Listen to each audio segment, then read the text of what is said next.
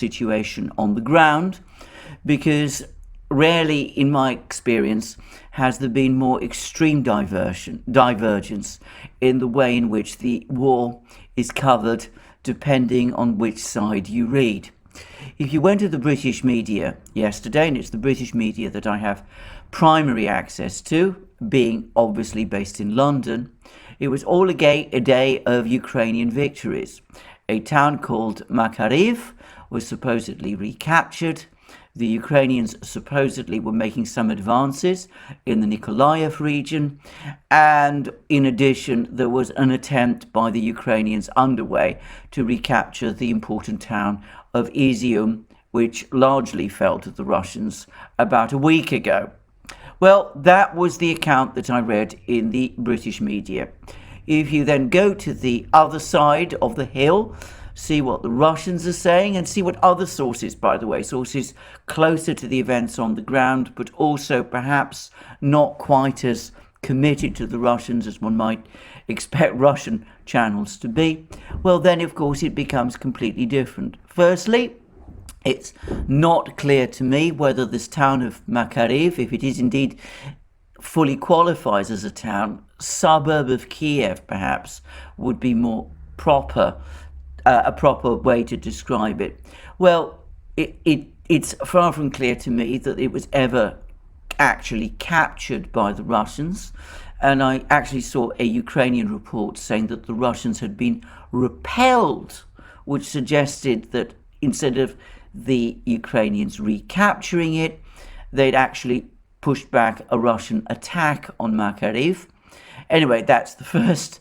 The events in Nikolaev are seen as nothing more than tactical positioning on a front that is largely static. And as for the fighting in ETHEREUM, well, there's been no real discussion of that on the Russian side either. Now, that could very well be because the Russians are indeed losing ground there, but it could equally be because the Russians have actually pushed apparently further south from ETHEREUM, circumventing the Ukrainian defenders who are still clinging on in some parts of the town's southern suburbs.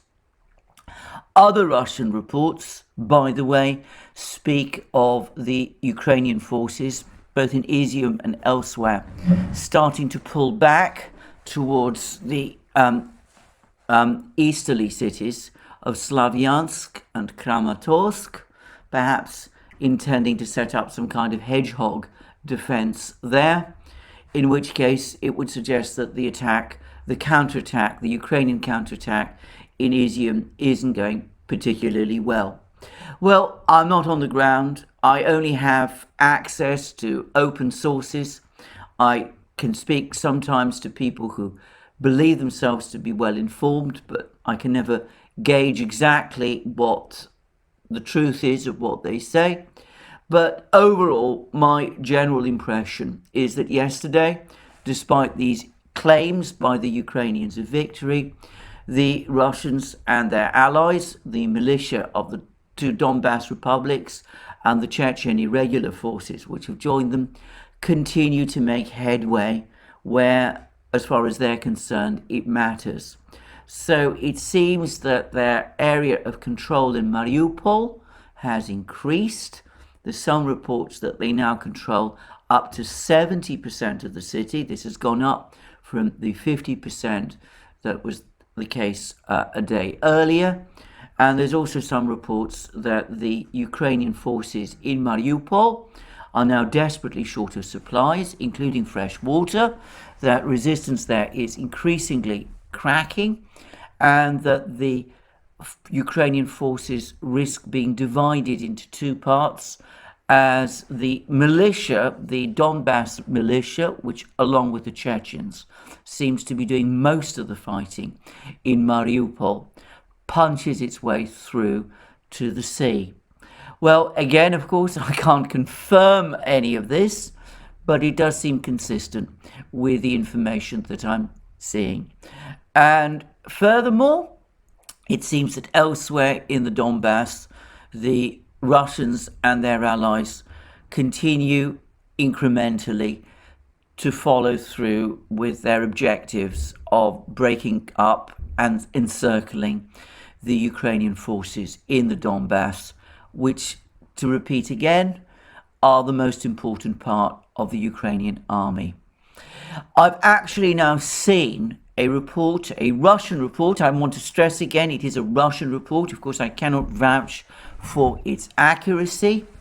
That one of the purposes of the Russian troops in and around Kiev is to divert the Ukrainians and divide them. In other words, to prevent the Ukrainians concentrating all their forces in the main front, which is in Donbass, but instead to disperse them across their huge country, defending places like Kiev, which are not actually directly threatened, Kiev and Kharkiv and all of the rest. That allows the Russians and their allies to defeat the Ukrainians in detail. In other words, to take apart one part of the Ukrainian armed forces after another. I'm also getting further reports, by the way, from Russian sources. Again, I cannot vouch for their accuracy, that contrary to what is being said in some sections of the media, the rate of casualties that the Russians have been experiencing has actually been steadily falling. The highest losses were suffered over the first 3 days of the operation, as one might have expected, with large columns of troops moving rapidly across country, obviously exposed to local counterattacks and ambushes. But now, with this much more methodical war being fought, that casualties that the Russians are experiencing have radically fallen, and that at the same time, with lots of drones operating across the battlefield, and with Russian aircraft now engaging in close air support over Donbass, that the situation has become more transparent to the Russian military, and that they're able to track and intercept and sometimes destroy Ukrainian formations more efficiently than they could previously. Again, these are Russian claims.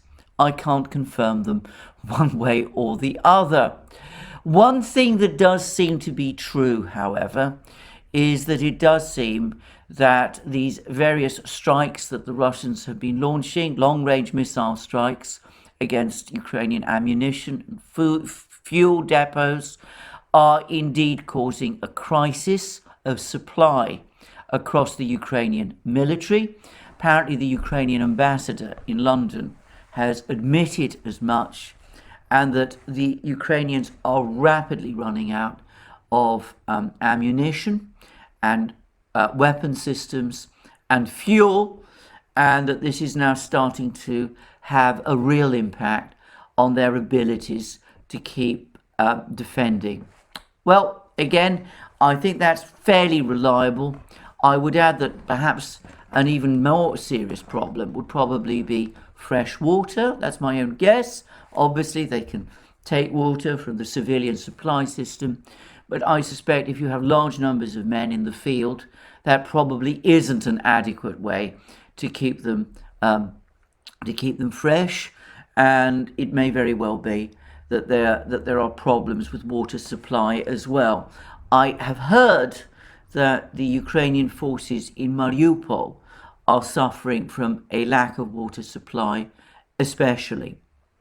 Lastly, whilst we're talking about military developments, there was an article which I finally read in the US media, which is sourced on information from the Pentagon, which admitted that for the first time, that if the Russians haven't launched the kind of all-out bombing war that the US engages in when at the start of every one of its wars, this is not through lack of capability, it is through choice. Now, the article then veers off into all kinds of, I think, misconceived speculations as to the reasons for this.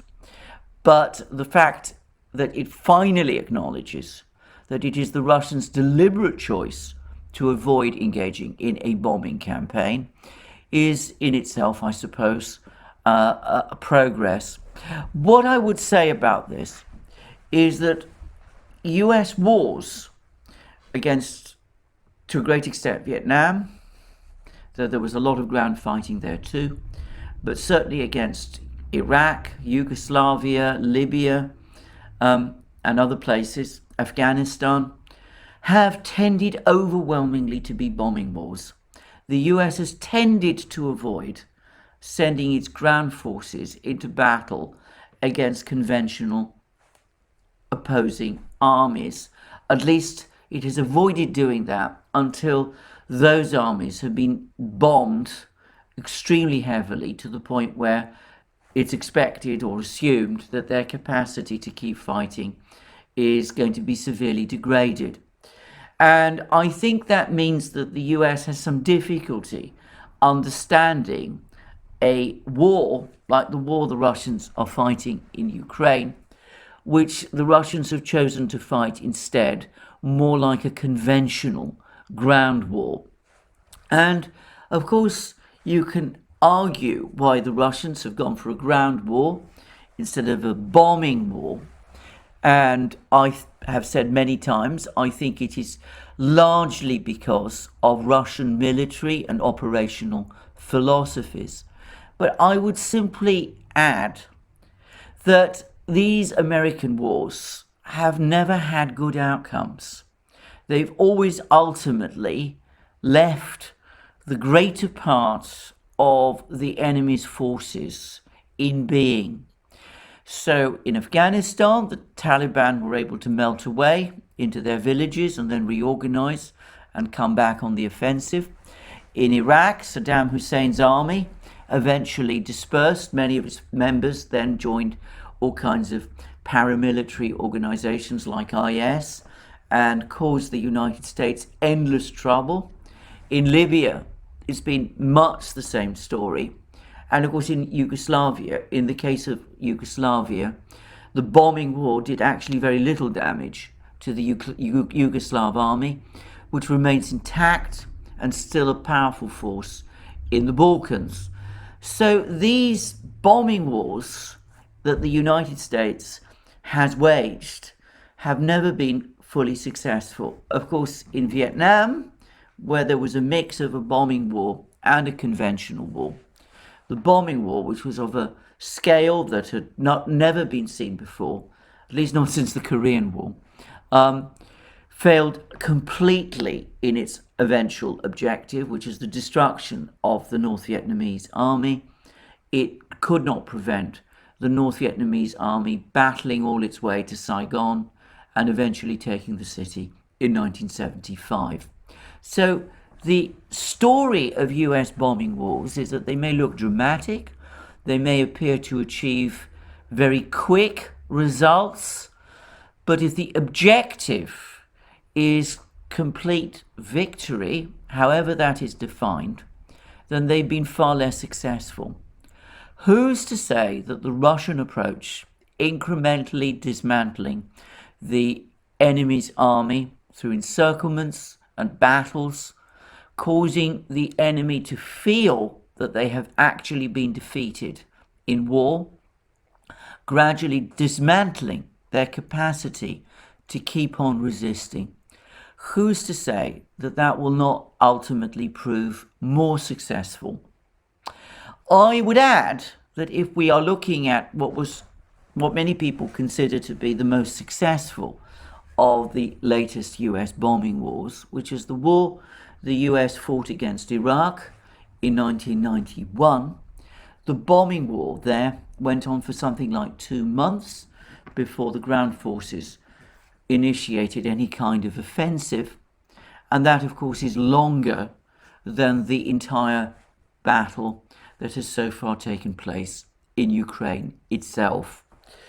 Most objective analysts that I have seen feel that this war in Ukraine will probably be decided in April. We're not that far from April yet. We will see whether they are right. Anyway, that seems to me to be as reasonably objective an assessment of the state of events on the ground in Ukraine as I can make. I can't obviously vouch for its total accuracy. As I've said many times, I'm not a military man, I'm not a tactician or a strategist. I have limited understanding of weapon systems and of wars and of tactics. But it seems to me that when one looks at the maps, when one compares the various reports, what I've described is probably the closest approximation to what is going on that one can objectively make at this time.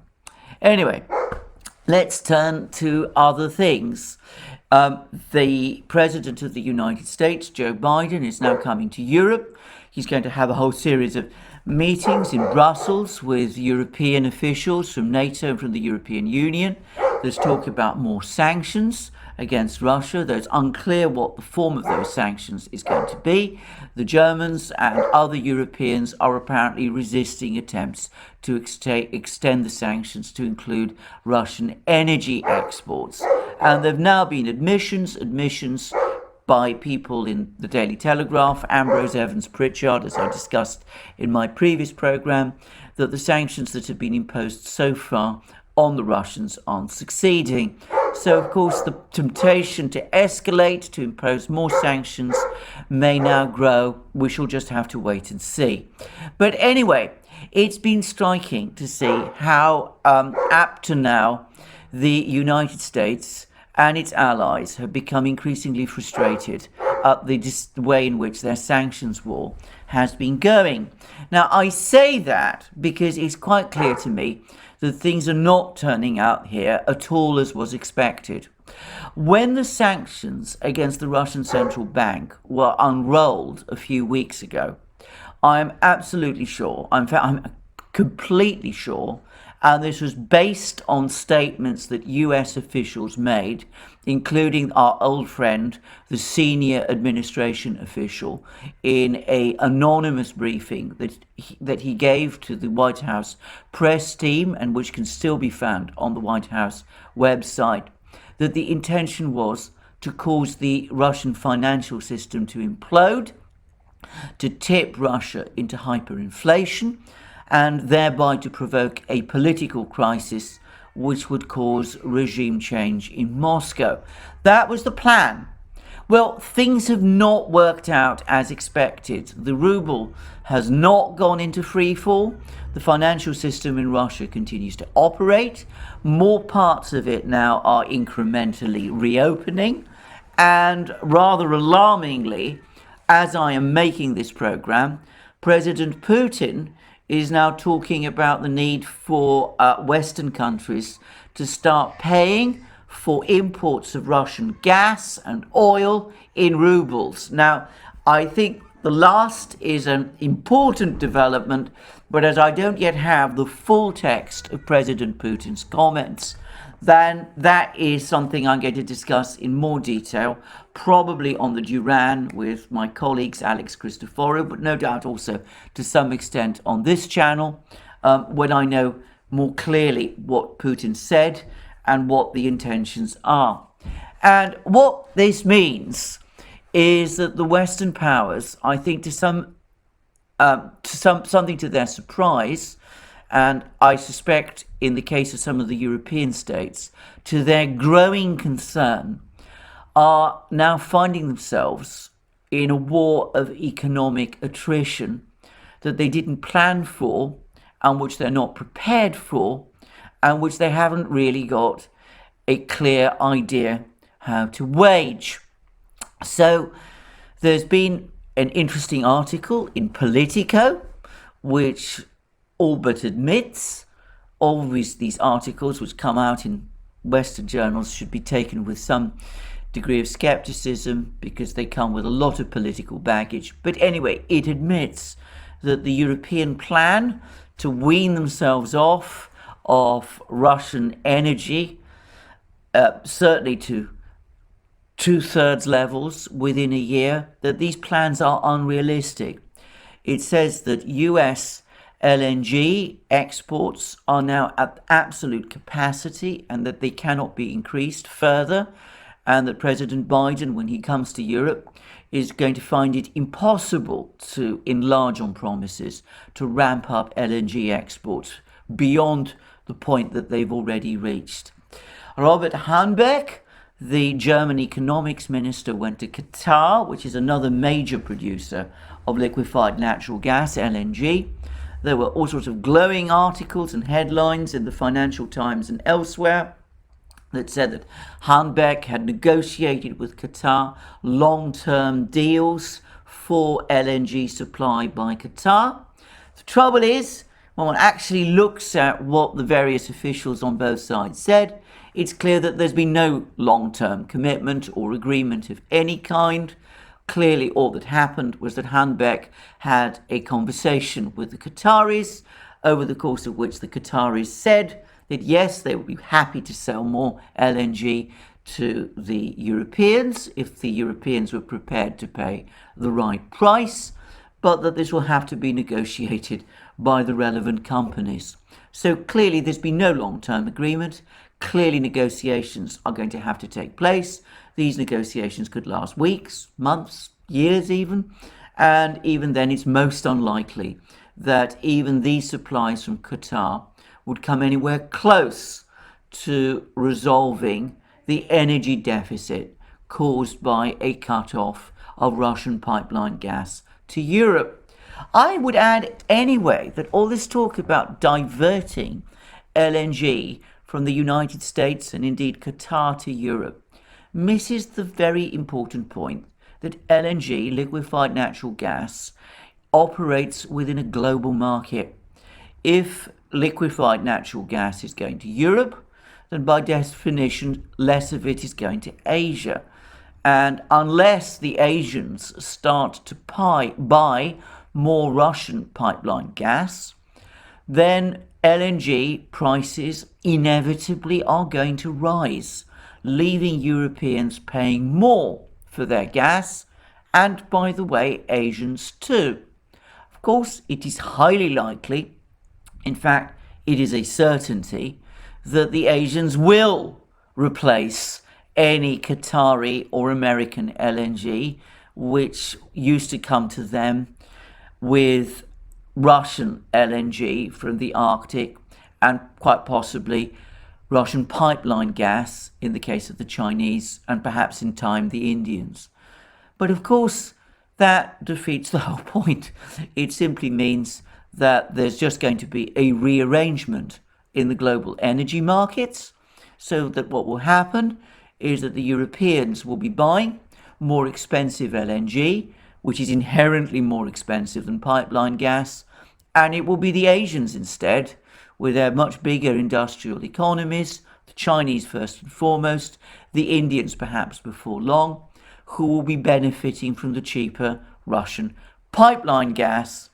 But anyway, that's where we are on that front. Of course, if Putin follows through on his decision to insist on payment of Russian gas and oil in rubles, well, then we'll see what effect that has on the European energy market as well. I'd have thought that would be a difficult thing politically for the Europeans to agree to.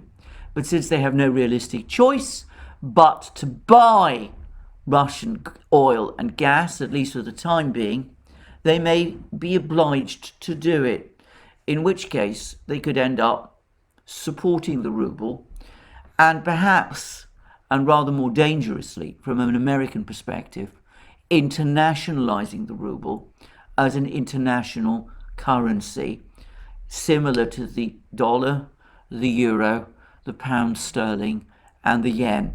And that, of course, would not be a good thing from an American perspective at all. Of course, it isn't just energy, it's also food, it's also metals, which are now apparently in increasing short supply. There's also major uncertainties about what's going to happen in the financial system.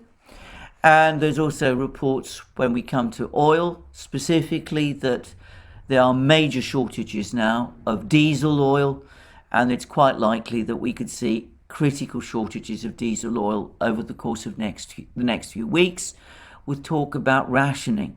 And in fact, it's most extraordinary. It's really very alarming to see how the talk about rationing, about introducing rationing in energy supplies, perhaps in other supplies, is now spreading across the West.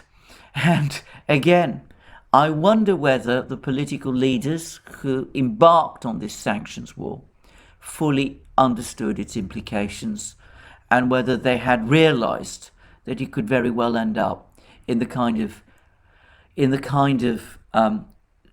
outcomes like rationing that we might very well be seeing. Of course, if the US follows up on the threats that Blinken was making